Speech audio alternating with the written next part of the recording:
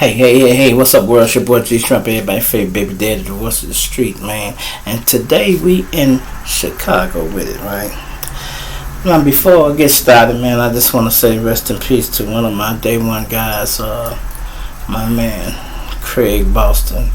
He passed away the other day, y'all. Something happened where his heart stopped and he had slipped into a coma, and then the family decided to just pull the plug on him. I guess he was brain dead and they wanted to go just leave him around, you know. And Craig, he been around a while. If y'all fans of the G Shrimp Show, y'all watch them stories. The story I did when I told y'all I had the situation down at the fort and my man pissed in the speaker and they had him in there like a hostage. That's him. That's my man. That's the one that just passed away, y'all, you know. And, you know, it made me start just thinking about him, you know. And I'm like, damn. And, you know, he used to be one of our little car thieves, right? So when we going on a lot of our moves, we need steamers and shit, right? We would send him out to get the car, y'all. He would never make it back with the car. He stayed in jail. Every time he go get a car, he'd get the car, but go to jail in the damn car. Go to jail in the car. And I'm like, damn, man, how you keep going to jail in the car? We needed it, man. What the fuck? Then I rode with him one day, y'all. I'm like, oh, I see why you go to jail, motherfucker. You can't drive. You know, now he drive a little bit, but I'm talking about something about when he see the police, he panic and do something to draw attention to him and they get right on him. And he wasn't no high-speed chase nigga. He'll pull over and just go to jail or however he did it. He always stayed in jail. I ain't never heard him running from them motherfuckers. You know, he always end up in jail, you know.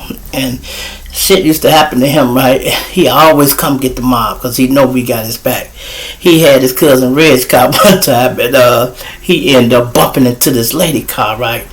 He gets scared and jump out and ran and left the car. So the lady had her son and her. She took the damn car and took it home, y'all, and parked it in her goddamn yard. So when he come back to where we was at, we was somewhere bagging up weed or something. We had sent him to the store. And we like, what's up, Joe? Nothing. Hey, man, I had an accident. I'm like, what? Where? On such block. I'm like, where the car at? I jumped out and ran. I'm like, you left the car? Where is that? He told us where it's at. We go looking for the car gone. We walking back, you know, trying to find it and just circling a little bit. We walks past the house. The car is in the lady driveway. She got the car in there and then bagged her car in there and got him blocked in there. Like she just go take the car. Man, like I said, it's about 15 of us, man. We went around and knocked on that lady door, scared her to death. But at first she tried to goddamn it get ballsy. Like, no, he hit my car and he jumped out and ran. I'm keeping his car. And my man like, look, man, that's my motherfucking car. I ain't got nothing to do with what he did. He shouldn't have never jumped out. Y'all could have handled that, but you not keeping my car. So you think you gonna take my car because he bumped your car? Man, if you don't pull my shit up out of there, we gonna shoot the house up. And she said, you know what? And her son and husband like, just give him the car, Ma. You can't take their whole car, you know. And we looked, it wasn't even too bad. We like, man, we'll pay for that little shit. That shit there ain't nothing, you know. Then had another partner, right, when we used to go down to the fort all the time. This nigga here, right, our motto is this: if 5 of us go somewhere, 5 of us come back. I don't give a fuck if a motherfucker dead, you bring the body back. That's how we roll all the time, right? So we goes to the fort, we down there kicking and shit. We always would bump little women coming home with us and all that shit. So it was getting time to leave, y'all. We getting ready to go. We take a head count. We missing a motherfucker. Now I had a girl. My boy Dice had a girl. So we got 2 women in the car extra. Plus it was like 8 of us anyway. So we had 2 cars. But we ain't gonna leave because we missing the guy. We sat there. The place closed. Let's say the place closed at 2. We sitting there. 2 o'clock. 2:20, 2:30. The police circling around. They like, what's going on? We tell them we waiting on our friend. So we sitting there waiting. By the time they over, because they locking the place up and getting ready to go. Like, what's up, Self? Y'all all well? No, sir. We missing a guy. He like, y'all missing a guy? We like, yeah. we thinking maybe he walked to these projects because they were smoking Primos back then. So we used to have the seat, but sometimes, we'll run out. So my man will go over there and get something out that building. So we thinking, man, maybe they tried to rob him in that building, man, and he might be down there in one of them gangways. Man, them motherfucking L. Wilkins went over there with us, man. We shook the whole fucking building down like we was the police. I'm talking about shook all them motherfuckers down right there by the fort. Come from back, he not over there, man. So we like, fuck it, we just go back to the car. We sitting in the car waiting. The women laying on our shoulders and they getting sleepy. The sun coming up and we sitting there like, damn. So now I got customers paging me. I'm not there, man. I'm still out. It's about 4 now. They study paging me.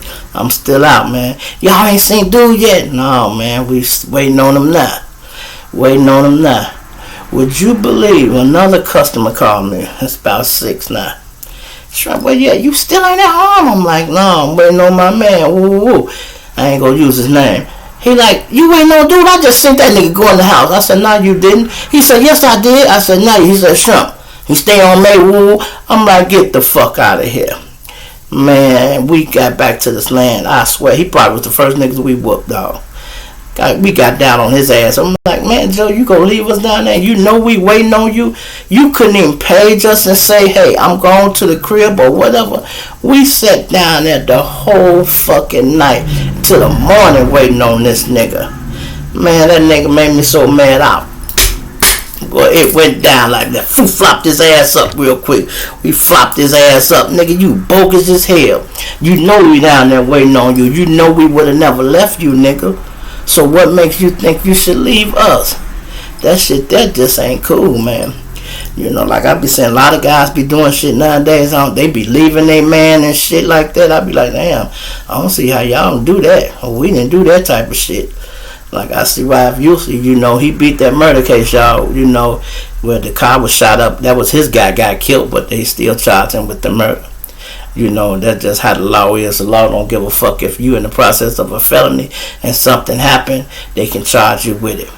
That's like if you on a high-speed chase and the police chasing you and they run over somebody, that's your murder because they was chasing you and hit somebody. So all that shit, man, when you out here moving through life, you gotta pay attention, because shit happening, man. You can fuck your life up quick running out here in these streets and ain't paying no attention, just doing shit. Hey, I know sometimes you gotta do what you gotta do, but hey, it pays to be smart, man, and do a little thinking when you're out here, because that shit help you.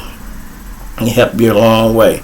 And I had 2 older brothers, and used to always put bugs in my ear about certain shit. I used to say one of them was paranoid. He used to make me paranoid, so I be extra. I paid extra attention to shit. I'm talking about paid extra to shit. If I be at the red light and something say don't turn, I sit in that motherfucker and let it change again until my mind say go ahead. And if I'm just thinking of some shit that's, man, they say follow your first mind, man. You'll never have to worry about your second one, because your first mind always go steer you right, y'all. Because you got to look at it like, if you think it's some shit, if you got a feeling something ain't right, hey, something ain't right, dog. I mean, if you got a feeling, man, something told me don't do this. A lot of times niggas go to jail and they be, man, something told me not to go over there, man. I had a feeling, man. Or they been to sync the signs. Be like, man, that car was on the block all day, man. And something told me this car ain't right. When you out here hustling, you got to pay attention. If it ain't but 10 cars supposed to be on this block, you got it out here one day and it's 12 cars, something ain't right. Find out where these 2 cars belong. Who driving these motherfuckers? Because the police get slick. They'll pull up, act like the car broke down and leave it on the block, and that motherfucker be recording all the damn time. All the time. And you get what we call secret indictments. But I just want to say rest in peace to my boy Reginald Boston, man. We getting to the point where, we getting up in age, y'all, where a lot of my guys are dying of old age, and I feel good. We made it through all our wars without losing none of my main guys, and now they starting to pass away of natural causes. Like I said, I just hit 50, y'all. Just hit 50. I got grandkids and shit. I got a son out here thugging, and I'm like, shit. I'm glad to be out the way. That's why I be doing my little shit, in here.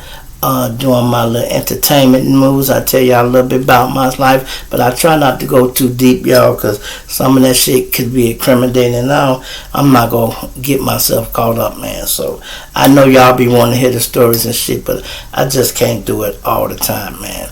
So I'm gonna start inviting some of my other guys and let them tell some of their war stories. I'm finna start acting like Vlad TV. Did you kill him? Did you shoot the guy? You shot him! Oh my God! You shot him? Yeah, I'm gonna ask the question. Motherfucker gonna be like, damn, G-Shrimp, man. G-Shrimp fucking with the police. He fucking with the police. No, man, I ain't fucking with the police. I don't do that. I do not do that. And let me tell you something, man. They say you ain't popping if you ain't got no haters.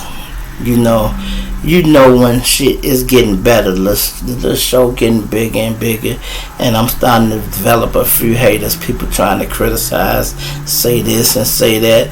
Always some smart shit. But I don't understand is, why would a person that don't like you watch your channel? If you don't like me so much, why the fuck is you watching it? Why would you be on my live with bad shit to say, hating and shit like that? That shit there ain't cool. I'm not gonna say no names, but it's been this last week, some altercation and shit. Wasn't no major shit, but I read the comments the next day. I'm like, damn, motherfucker got some negative shit to say. Why you on here? I get more love than I get hate, y'all, but I'm starting to get a little hate too. Motherfucker, like I said, they don't want to talk about you when you're doing good. But I bet if I was doing bad, motherfucker have a lot to say about a motherfucker. A whole lot. Niggas just hate. I'm coming up, and I'm not hustling, doing nothing. I'm working, doing my YouTube thing. I'm doing what I do, trying to get my money legally. And motherfuckers is hating. And I'm like, okay, that means I'm getting bigger, y'all. If I done develop some haters, I'm getting bigger. You feel me? It's your boy G-Shrimp, everybody favorite baby daddy. I'm out.